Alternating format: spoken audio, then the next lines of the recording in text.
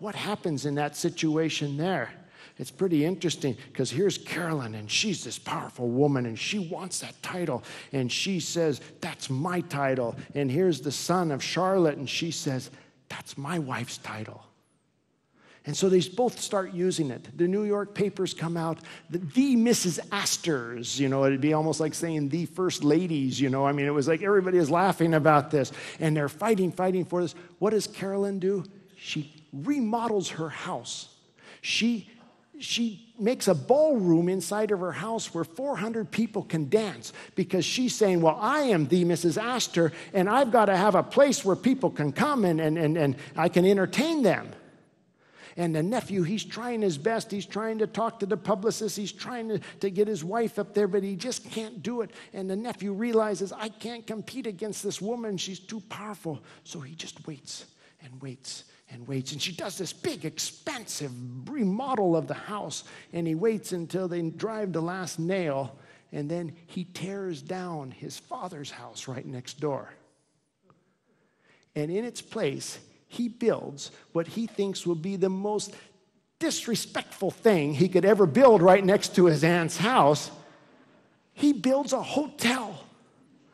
A hotel where the great unwashed will come and go right next to Carolyn's house. They'll be looking in her windows. She's just furious. And so he builds this big hotel.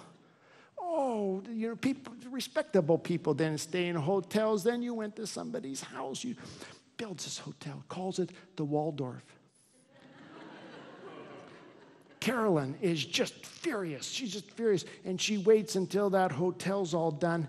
And then she goes, okay, buddy. And she tears down her house.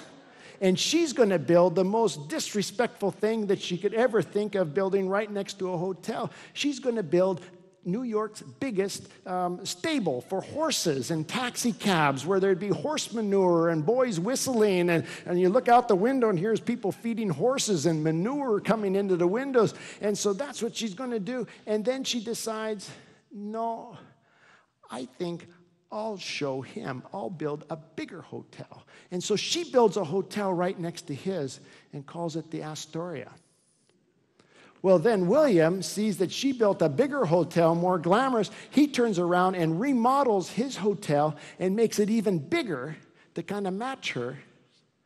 And here you have this one hotel called the Waldorf and the other called the Astoria side by side, really kind of competing. But they were so elegant. They were the most fantastically beautiful, elegant hotels of any place in the world that people would come from all over to stay there, and it changed society. Now, instead of holding functions in your house, which was fashionable, you would do it there publicly. You could control that the great unwashed didn't come in by having good guards at the door and invitations and just fashion. You could control that. That was the big fear before. That how do you keep out the riffraff?